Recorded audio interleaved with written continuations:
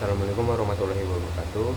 Sebelumnya, perkenalkan nama saya Anggi Marsoni. Pada kesempatan ini saya ingin menyelesaikan tugas dari mata kuliah analisis dan perancangan sistem untuk kelompok saya, yaitu kelompok 2 bersama rekan saya Salsi Kirana.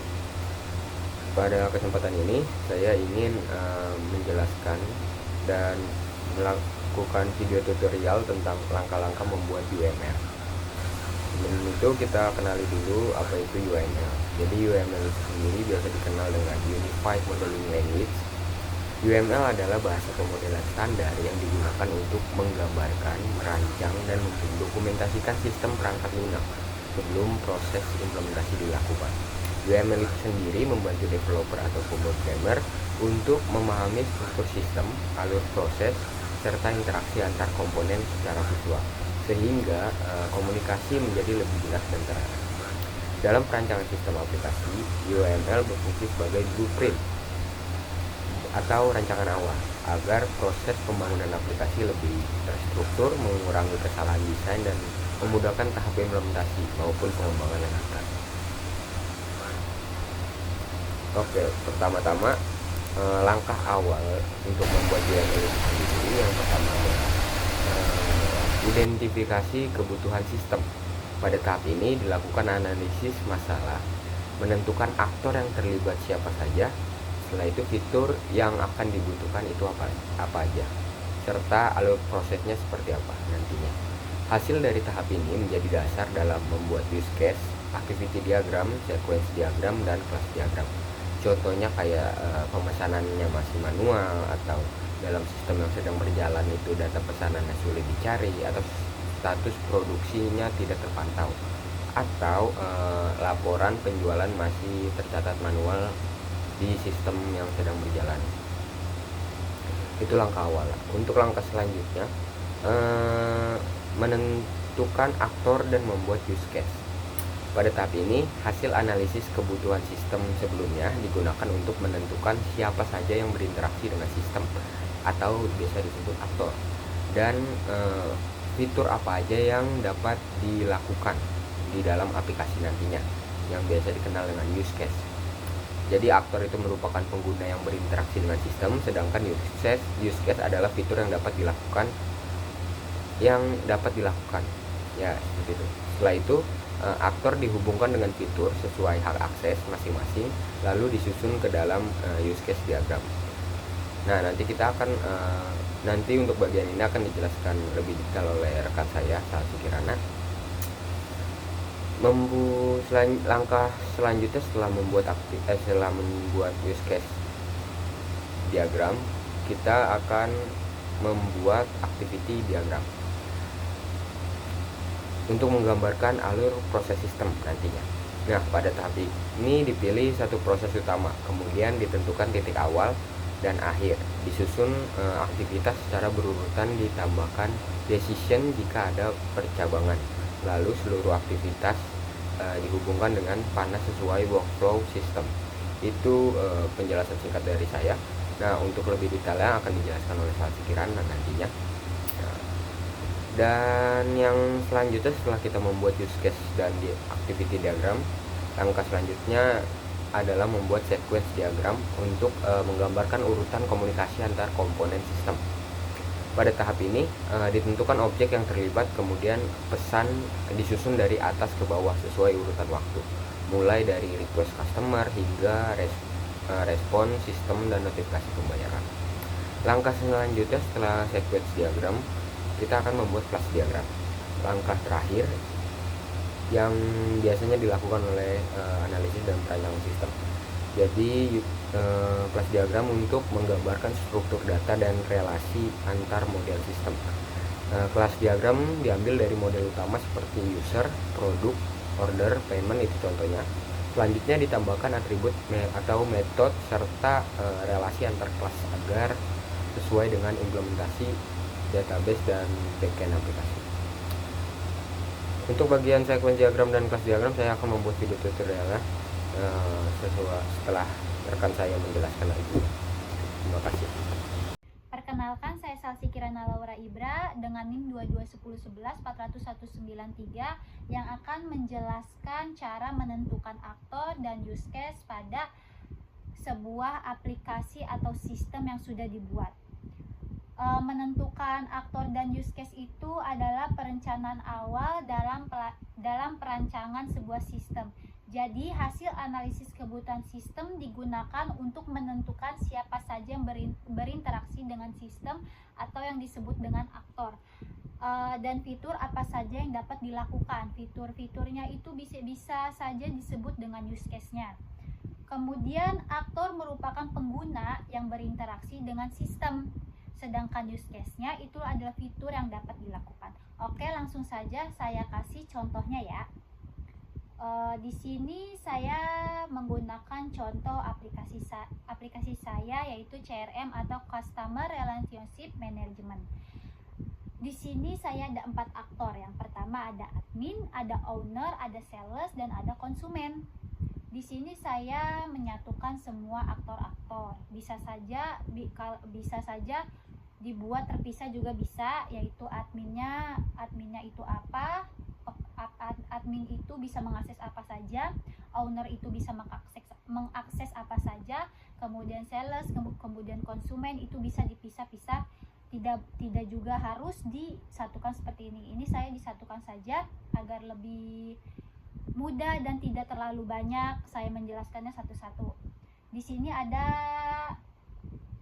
ada aktornya sudah ditentukan 4 kan tadi. Kemudian di sini ada use case-nya. Yang pertama itu yang pasti pada sistem ada fitur login, kemudian ada dashboard. Kemudian di dalam dashboard ini di sini ada fitur-fiturnya, termasuk mengelola manajemen user, mengelola manajemen project, mengelola data konsumen, dan lain-lain sampai ke logout. Di situ fitur terakhir dari sistem atau aplikasi adalah logout. Jadi di sini admin itu bisa mengakses, ada beberapa, itu bisa mengelola manajemen user. Kemudian admin juga yang pasti bisa login, yang pasti juga mengelola dashboard. Pokoknya di sini admin bisa mengelola semua fitur-fitur yang ada di dalam aplikasi atau sistem. Kemudian ada owner juga, apa saja yang bisa diakses oleh owner. Di sini sudah tertera, dia yang pasti bisa login dan mengakses dashboard. Kemudian dia juga bisa menggunakan fitur chat atau komunikasi, lalu bisa melihat ringkasan dan grafik performa. Di sini ada sales juga, di sales juga sudah yang pasti juga bisa login dan mengakses dashboard, lalu mengakses fitur-fitur yang dapat diakses oleh sales itu sendiri. Karena di sini juga fitur-fiturnya mereka selain admin, mereka tidak bisa mengakses semuanya, karena admin itu sudah pasti bisa mengakses semuanya. Lalu di sini ada konsumen juga bisa mengakses, karena aplikasi ini atau sistem ini bisa diakses oleh konsumen, berarti konsumen juga masuk ke dalam aktor yang ada pada sistem. Lalu yang terakhir pasti mereka bisa mengakses fitur logout pada aplikasi. Begitu cara-cara langkah-langkah menentukan aktor dan membuat use case-nya. Yang pertama, jadi saya ulang kembali, harus menentukan aktor-aktor dalam aplikasinya, yang dalam aplikasinya yang bisa mengakses aplikasinya, mau itu dari admin, konsumen, sales, atau owner sendiri. Kemudian yang kedua pasti menentukan fitur-fitur dalam aplikasi, lalu disusun di dalam sebuah use case. Lalu di sini saya akan menjelaskan cara membuat activity diagram. Apa itu activity diagram? Yaitu proses atau menggambarkan alur proses dalam sistem Jadi pada tahap ini dipilih satu proses utama, kemudian ditentukan titik awal dan titik akhirnya, disusun aktivitas secara berurutan, ditambah juga decision jika ada percabangan misalnya atau iya. Decision itu misal percabangan ya atau tidaknya. Misalnya kalau berhasil atau tidak berhasil itu adalah percabangan. Di sini lalu seluruh aktivitasnya juga dihubungkan dengan panah sesuai workflow system. Jadi di sini activity diagram itu activity di mana dari aktor harus masuk ke dalam sistemnya. Jadi sini saya akan mengambil activity pada fitur. Oh ya, jadi di sini kalau misalnya mau membuat activity itu aktivitinya harus satu-satu. Misal tadi ada mengelola data konsumen, bisa chat, bisa melakukan pembayaran, melakukan follow up, itu semua masing-masing fitur harus dibuat activity. Tapi di sini saya akan memberikan contoh hanya mengelola dari data konsumennya saja. Jadi yang pertama di sini ada aktornya, karena aktor yang bisa mengelola data konsumen itu ada admin. Lalu masuk ke sistemnya. Yang pertama yang pasti membuka halaman login dari aplikasi. Jadi di sini sama saja activity itu langkah-langkah atau tahap-tahapan untuk langkah-langkah atau proses. Jadi di sini pasti dimulai, lalu kemudian membuka halaman login. Membuka halaman login pasti nanti akan kalau kita klik membuka halaman login, pasti kita menampilkan halaman loginnya. Yang kotak itu yang buat isi password atau email atau apa gitu. Lalu kemudian di sini juga tuh input email dan loginnya. Lalu kita verifikasi login, biasanya kita klik loginnya, kemudian kita kalau misalnya berhasil itu dia akan masuk ke halaman dashboard. Kalau misalnya gagal pasti akan balik lagi ke dimana halaman input, dimana halaman menampilkan halaman login. Misalnya kalau berhasil kita udah masuk ke halaman dashboard, kemudian pilih menu data konsumennya. Jadi di dashboard itu ada menu data konsumen, fitur yang tadi sudah disebutkan di use case, fitur-fitur aplikasi, kemudian kita klik, kemudian menampilkan data konsumen. Lalu memilih data konsumen untuk diverifikasi, memeriksa dan memverifikasi data konsumen. Jika tidak berhasil, dia akan balik lagi memilih data konsumen untuk diverifikasi dan kalian akan memeriksa dan akan balik lagi memeriksa dan memverifikasi data konsumennya. Lalu jika berhasil, sistem akan masuk dan berhasil ke database, kemudian menyimpan status verifikasi ke database-nya. Lalu di sini ada titik akhirnya yaitu selesai.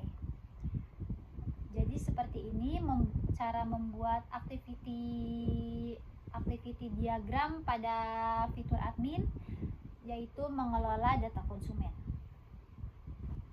Jadi di sini kesimpulannya yaitu UML itu dapat membantu memodelkan sistem secara struktur, terukur dan bertahap. Lalu di sini use case juga menggambarkan interaksi aktor dengan sistemnya. Activity menunjukkan alur proses sistem yang lebih terstruktur. Kemudian sequence diagram menjelaskan komunikasi antar komponennya. Class diagram menunjukkan struktur data dan relasi modelnya.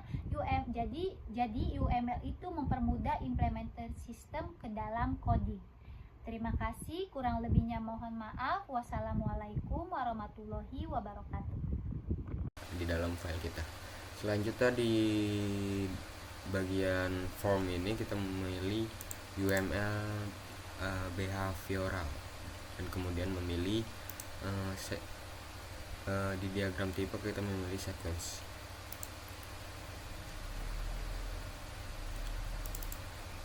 Kita tinggal klik 2 di bagian package 1. Di sini kita bisa rubah misalnya sequence diagram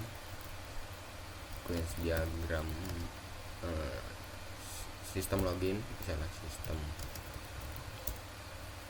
Nah, ini penting untuk memberikan nama. Oke, sebelum kita lanjut, kita kenali dulu sequence. Di dalam sequence itu ada banyak simbol yang digunakan. Kita bisa melihat di referensi di Google banyak seperti simbol-simbol nama dan keterangan, karena kadang saya juga sendiri membuat UML sering lupa, dan tidak salahnya kita melihat referensi. Oke, pertama kita di sini taruh aktornya dulu. Misalnya kita sebut dia admin. Di sini kita akan membuat sequence diagram. Misalnya kita akan membuat sequence diagram sistem login. Oke, setelah itu kita akan membuat boundary. Nah, di sini kalau kalian nggak tahu boundary itu apa, kalian bisa lihat di sini. Mempresentasikan berupa tepi dari sistem seperti user interface atau suatu alat yang berinteraksi dengan sistem yang lainnya. Seperti itu. Simbolnya ini. Di sini juga ada objek yang lebih general. Kita tidak perlu menggunakan ini. Kita bisa hapus dengan klik kanan.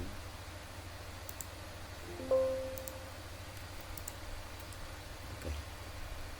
Oh, di sini ada contohnya. Kita langsung aja membuat gambar seperti ini.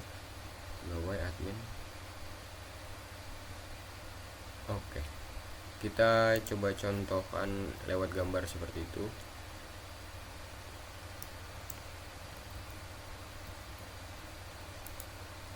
Di situ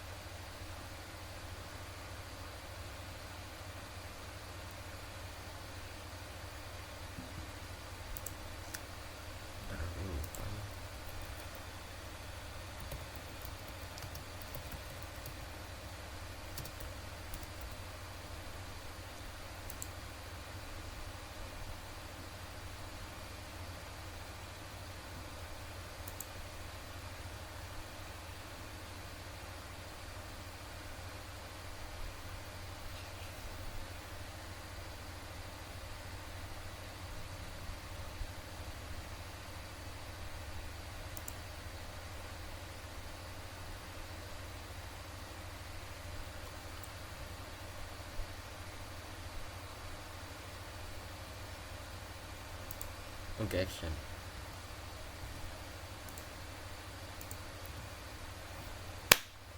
Oke, action.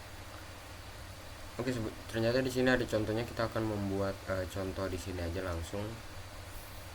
From data sequence diagram sistem login. Sini ada pegawai admin, kita ganti pegawainya, berarti kita masukkan sini misalnya pegawai atau enggak customer. Untuk di dalam sistem login ini, kemudian ada login form. Nah, dibanding kita menggunakan boundary control yang lebih padat, kita akan menggunakan yang namanya di sini general. Nah, itu mempresentasikan entitas tunggal yang lebih umum. Misalnya kita ketik di sini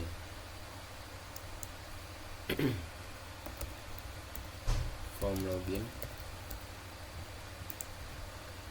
Nah, di sini juga dia menggunakan general untuk data login. Sebenarnya untuk data kita bisa menggunakan yang namanya entries. Di entries karena keterangan di sini elemen yang bertanggung jawab menyimpan data dapat berupa bench atau model objek. Nah, jadi sebenarnya kita bebas bisa menggunakan simbol-simbol yang lain atau simbol general yang ini. Seperti itu.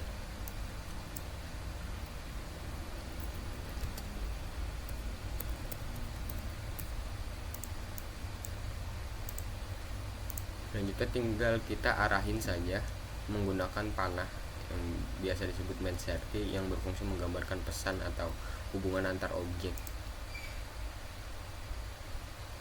Sini pegawai dan admin itu memasukkan username dan password seperti itu. Berarti kita fokus ke customer dulu, misalnya di sini. Tinggal kita klik message-nya di sini.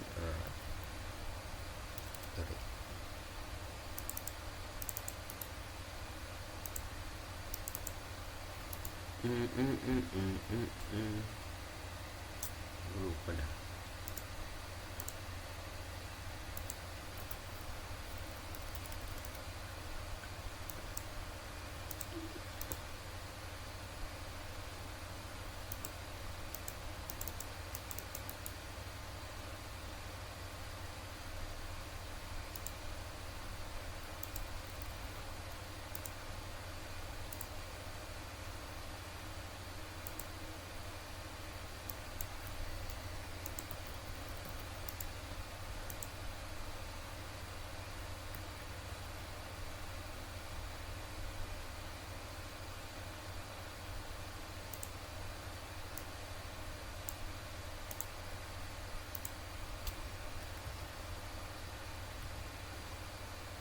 Oke, di sini kita akan menulis misalnya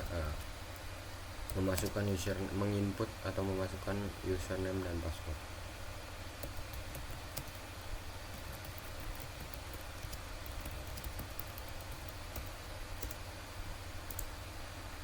Klik yes.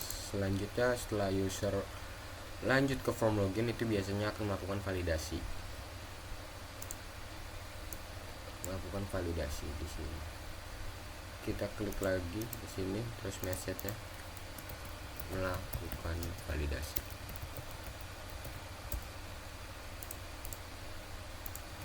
Setelah validasi, login sukses, login sebagai pegawai. Oke. Setelah itu kita akan melanjut ke sini lagi. Untuk setelah melakukan validasi, kita klik message-nya itu login sukses.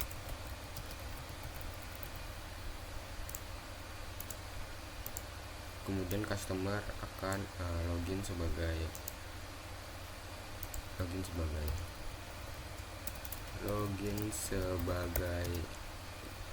customer. Oke, sini. Kemudian kita fokus ke admin. Kita besarkan dulu sepertinya.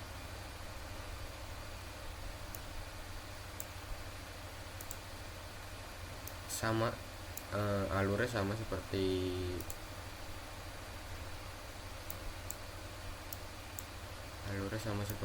username, seperti customer.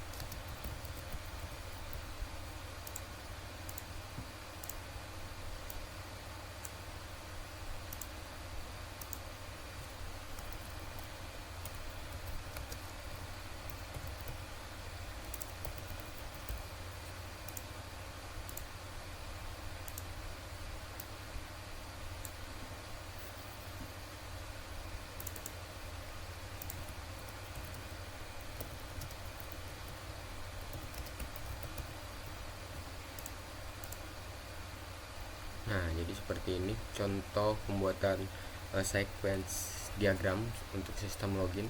Ini salah satu contoh yang cukup simpel sebenarnya untuk membuat sistem aplikasi yang kompleks. Sebenarnya lebih dari diagram ini, lebih kompleks lagi. Dia bisa menggunakan fragment, terus diagram gets dan staging endpoint serta endpoint.